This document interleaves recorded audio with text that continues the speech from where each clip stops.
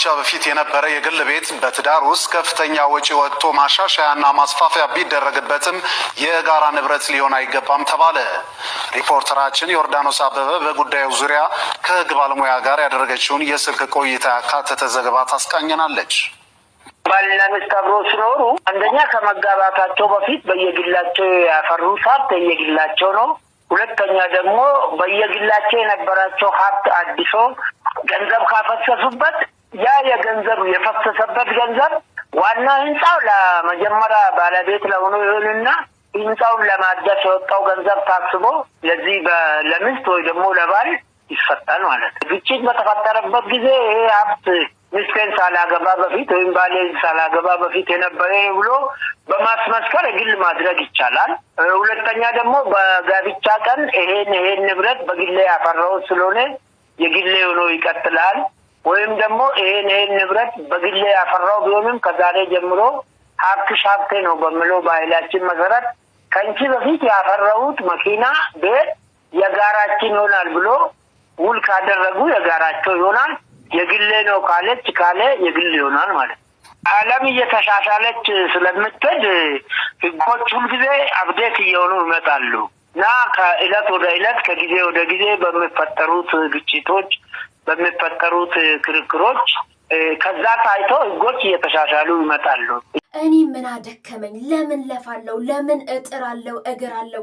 ለምን እደክማለው? አንዱን ዳይስፖራ ግብቼ ደልቀቅ ብዬ እኖራለሁ የምትሉ ችኮች እኔ በፊትም ሳስጠነቅቅ ነበር፣ ሳስረዳችሁም ጭምር ነበር። ማን እንደራስ የራስ የሆነ ነገር የራስ ነው፣ የትም አይቀርም።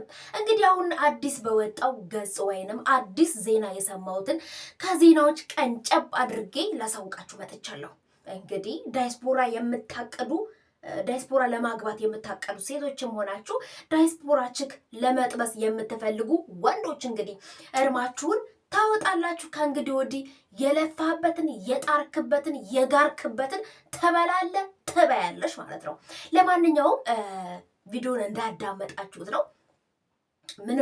ምንም ድርድር የለውም ማለት ነው። እንግዲህ እኔ ምን አከሰረኝ ልዘንጥ ባለኝ ነገር ባሌ ያስተዳድረኛል የባሌን ንብረት እካፈላለሁ ብለሽ የምትገቢ ችክ ደህና ነሽ? እንዴት ነሽ? ደህና ነህ? እንዴት ነህ? አንተም ብትሆን አንቺ ማለት ነው። ለማንኛውም ሴቶችዬ ለፉ፣ ጣሩ፣ ጋሩ ማን እንደ ኪሳችን ነው የሚያኮራን፣ ላባችን ነው የሚያኮራን፣ ድካማችን ነው ቦርቀቅ ደልቀቅ ብለን እንድናወራም እንድንናገርም እንድንመነዝርም የሚረዳን ብዬ አስረድቻለሁ። አሁንም እያስረዳው ነው የምገኘው ማለት ነው። እንግዲህ ዜና ላይ እንደወጣው ዘመኑ ዘመን ረቀቅ ብሏል። የድሮ የደጉ ዘመን የባሌ ንብረት የኔ ንብረት ነው የሚባልበት ጊዜ ቀርቷል። ሚስትየዋም ሆነ ባልየው የራስ የሚሆን ነገር ይዘው ማግባት አለባቸው። ፍቺ ደረጃ ቢደረስ እንኳን ንብረቱን ይዞ ውልቅ፣ ንብረቷን ይዛ ውልቅ ትላለች። የራሷን የሆነ ነገር የባሌ ንብረት እካፈላለሁ፣ መኪና ካለው መኪናውን ወርሳለሁ። የለም ሴቶችዬ ልፉ፣ ጣሩ፣ ጋሩ። እኛም እንደወንድ ነው። ወንድ የሚለየው ከኛ በማንጠልጠሉ ነው። ምንም ልዩነት የለንም። እኔ ልሙት ሴቷን አገላብጣ ነው የምትሰራው። በአሁን ዘመን እንደውም እኛ ሴቶች እንሻላለን። እኛ ቆፍጣን ነው እንሰራለን። የምሬን ነው የምላችሁ። ባንጠለጠለ ነው እንዴ? እሱ ካንጠለጠለ እኛም ለጥፈናል። ቀልድ የለም። መስራት፣ መጣር፣ መጋር፣ ማግኘት፣ ማምጣት ነው በቃ። የሚያስከብረንም እሱ ነው። እና ኩርፍ ብንል ራሱ ቦርቀቅ ብሎ የሚያስኮርፈን ንብረታችን የኛ የሆነ ነገር ነው። ሴቶች እየያዛችሁ ማኩረፊያ ሳትይዙ አታግቡ ብያለሁ እኔ። ሴቶች ተፍ እንበል። እኛም ሴት ነን፣ እሱም ወንድ ነው። ወንድ ስለሆነ ይያዝ፣ ሴት ስለሆነች አትያዝ ማለት አይደለም። ስሩ፣ ጣሩ፣ ጋሩ። እራሳችሁን ስትችሉና ማኩረፊያ ስትይዙ ታገባላችሁ። የምሬን ነው የምላችሁ። ዛሬ አጣጥሞሽ እንደ ጣሙ እንዳለቀ ማስቲካ አላምጣ አይትልሽም። ምክንያቱም ማኩረፊያ ያለሻ ብትወጪ ብትሄጂ አትወድቂማ። ደልቀቅ ብለሽ እንደምትኖሪ ስለሚያውቅ ውስጥ እግርሽን ስሞ ጉዝጓዝ ምንጣፍ ልሆንልሽ ብሎ ያኖርሻል። የምሬን ነው የምልሽ። አንተም ደግሞ ማለት ነው እትት ምናምን ብዬ በቃ ኪሷ ወፍራም ነው ብለህ ገብተህ ከሆነ ማለት ነው እንደ ጦስ ዶሮ ነው አፍንጫህን ይዛዛ ምትወረውረ በአናቷ አዙራ ነው የምትወረውርህ ማለት ነው። ምክንያቱም የሷ ነው። 5 ሳንቲም በካፈላሉ 80 ቦቅ አርግቼ ከፈረምኩ በኋላ ብለህ አይምሮህን አታለህ እንዳትገባ አንተ ዶማ ጭንቅላት ማለት ነው። ምርጥ ወንዶች አላችሁ ክብራችሁ ላይ የምታውቁ ሰርታችሁ መለወጥ የምትፈልጉ በቃ ገንዘብን ሳይሆን ህሊናችሁን የምትጠቀሙበት ሰዎች አላችሁ። አይ ነው አንዳንዶች ግን ለቢዝነስ እና ለገንዘብ ብለው የሚቀርባሉ።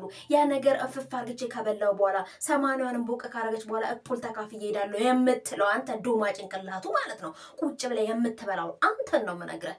ላንተ ነው ይሄ ማለት ነው። ለሌሎቻችሁ ጎበዝ ሆናችሁ ቆፍጠን ብላችሁ ሰርታችሁ በላባችሁ ማደር የምትፈልጉ ሰርቼ ልከበር የምትሉ ጀግና በርቱ፣ በቀጥሉ። እንዲህ አይነትም ሰው ነው የሚያስፈልገው። ወድቆ አይወድቅም እንዲህ አይነት ሰው። በቃ ከቻልክ ሩጥ፣ ካልቻልክ እየተንፏቀቅም ቢሆን የሰው እጅ አትጠብቅ። በቃ በርቱ፣ ስሩ። መስራት ያስከብራል። ተፍ በሉ። የሰው እጅ አትጠብቁ። እከሊት አግብቼ እለወጣለሁ አትበል። ሰርተህ ነው መለወጥ ያለብህ። ሰርተሽ ነው መለወጥ ያለብሽ። እከሌ መኪና ያለው አግብቼ ሹገር ዳዲ አግብቼ ሀብት ያለው አግብቼ እለወጣለሁ፣ ዛሬ እኔ ልዘንጥበት፣ ጥፍሬ ልተክልበት፣ እንትኔ ላርዝምበት አትበይ። ሴፍ አርጊ። የሚለውጥሽን ነገር ተጠቀሚ። ይሄ የሴጣን ማበጠሪያ ጥፍር ስለተከልሽ አይደለም ውበትሽ ጎልቶ የሚታየው ሚሊዮነር የምትመስዪው። መጀመሪያ ቋጥሪ። ይሄ ሴጣን የሚያክል ጥፍርሽን ከማስተከልሽ በፊት ለውጥ ላይ ሁኚ። በቃ ምን ማድረግ አለብኝ በይ፣ ማኩረፊያ ያዢ፣ የራስሽ የሆነ ነገር ቋጥሪ። በቃ ተለወጡ። የምሬን ብላችሁ ለውጥ ላይ ራሳችሁን አግኙት። ለውጥ ላይ ውደቁ።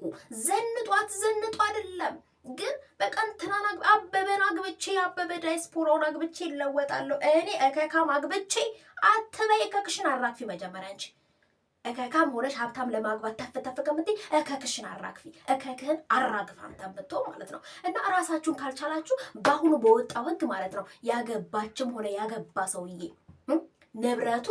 ንብረቱ ነው። ይሄ የወጣ ህግና የወጣ መግለጫ ነው። በአዲሱ ህገ መንግስትና በአዲሱ ደንብና ህግ እንዲሁም ደግሞ በዘመኑ ዘመን ይበል ተብሎ ነው ፍርዱ እንደዚህ ሆኖ ማለት ነው። 80 ስትፈርም ይሄ ንብረቴ እንጂ ንብረታችን አይደለም ብላን ቦቀ ካረገች ያቺ ንብረት አታገኝም ማለት ነው። ያበበ መኪና እንጂ የበለጡ መኪና አይደለም ተብሎ ተፈረመ 80 ላይ የለህም። ገባችሁ አይደለም? የሱን ንብረት ተመክተሽ ብትገቢ ብትወጪ ድንብሎ እንደማታገኝ ማወቅ አለብሽ። ስለዛ ራሳችሁን ለመለወጥ ሞክሩ፣ ስሩ፣ ጣሩ፣ ጋሩ። ሚስቶችዬ ማኩረፊያ ይዛችሁ አግቡ። ባሎችዬም እንግዲህ ሚስት የምትመርጡትን አስቡበት። እና ደግሞ በቃችን ዳይስፖራ ገብቼ የተተብዬ ምናምን በልቧ ሰተት ብዬ ገብቼ አረጋታለሁ ብላ የምታስብ ከሆነ የለም፣ ዘመኑ ተራቋል።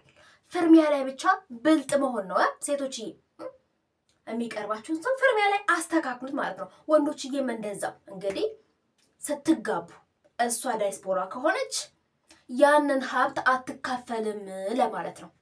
እሱ ዳይስፖራ ከሆነ አሁንም ቢሆን ሴቶችዬ እሱን ሀብት መካፈል አትችይም።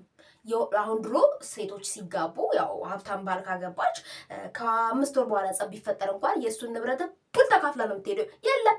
ይሄ የለም እንግዲህ እንደሰማችሁት ነው። የእሱን ንብረት መካፈል አትችልም። ይዛ የመጣችሁን በኩርቶ ፌስታል ይዛ ነው የምትወጣው። ይህን ተረዳችሁት? ገባችሁ? ሻንጣ ማቀየር ሻንጣውንም ይቀበላታል እሱ ከገዛው። በቃ የለም። ስለዛ ጊዜው ለፍተህ ጥረህ ግረህ ብላ የሚለውን መጽሐፍ ቅዱስ ላይ ተጻፈውን እየተተገበረ ነው። አሁን በቃ ለፍተህ ጥረህ ግረህ ትበላለህ፣ ትበያለሽ። በቃ ይሄንን ተግባር ላይ መዋል ተጀምሯል። ሴቶችዬ እንግዲህ እንዳልኳችሁ ነው። ራሳችንን እንቻል፣ በቃ ራሳችንን እናስከብር፣ ማኩረፊያ እንያዝ፣ ጥረን ግረን እንብላ። ወንዱ መቻል አለበት። ወንዱ እንዲህ ነው እንዴ? ባንጠለጠለ ነው እንዴ? ሴት ልጅም ከተነሳች ቆርጣ ከወንድ ትበልጣለች። የምሬን ነው የምላችሁ። ቆራጥ ሴት እንሆን፣ እንስራ፣ እንቋጥረን እንገኝ። በቃ ሰርተን እንገኝ፣ ይዘን እንገኝ። እንደዛ ከሆነ የትምና ምንም ማድረግ እንችላለን ለማለት ነው። እንግዲህ ለምትጋቡ ሴቶች ያው ከዚህ በፊት የተጋባችሁ እንግዲህ ሀብቱን ብለሽ የገባሽ እግዜር ያውጣሽ፣ ሀብቷን ብለ የገባ እግዜር ያውጣ። ድንቡላ አታገኝም። ምንም ማድረግ አይቻልም። እንግዲህ ለወደፊት ግን የምታቀዱበት አሁን ዳይስፖራውን ተፍ እያልኩ ነው የራሴ ያደርገዋለሁ። ከዛ በኋላ ከ15 ቀን ከወር በኋላ 80ውን ቦቀ ካረገልኝ በኋላ ሁሉ ተካፊ ይወጣለሁ ዳይስፖራ ሆናለሁ ብለሽ ያሰብክ ካለ ተስተካከሉ ለማለት ነው። ምክንያቱም የለም ለፍተህ ትበላለህ፣ ለፍተህ ጥረሽ ግረሽ ያገኘሽውን ተባያለሽ ነው ዘመኑና ጊዜውና እንደዛ አድርጉ። ለማንኛውም ለምታገቡትም ጥንቃቄ ይሁናችሁ ብዬ ነው።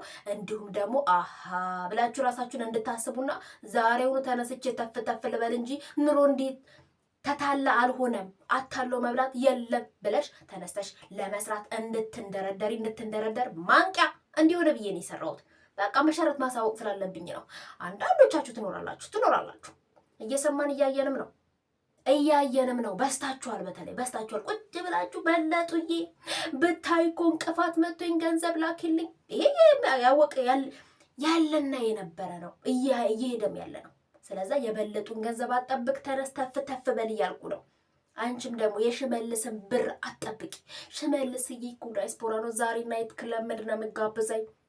ናይት ክለቡ አይቀጥልም፣ አንድ ቀን ይቆማል። ስለዛ ዛሬ ተፍ ብለሽ አንቺ ራስሽን ያዢ፣ ራስሽን ቻይ፣ ራስሽን ተንከባከቢ፣ ራስሽን ቋጥሪና ተገኝ። በቃ ለውጭ ራስሽን ለማለት ነው። ሴቶችዬ በጣም አርግቻ አመሰግናለሁ። ጠንካራ የሆነች ሴቶች ደግሞ አበረታታለሁ። በርቱልኝ። እወዳችኋለሁ። ወንዶችዬም ተፍ ብላችሁ ራሳችሁን ኮራጀን ቀብረር ብላችሁ የራሳችሁን የላባችሁን የምትበሉ የምትጥሩ የምትግሩ በርቱልኝ ማለት ነው። እወዳለሁ። እንግዲህ ይሄንን ነገር መረጃውን ላቀብላችሁ ብዬ ነው የመጣሁት። በቀጣይ ቪዲዮ እስከምንገናኝ ሰላማችሁ ይብዛልኝ። ከኔ ጋር ቻፍ ብያለሁ።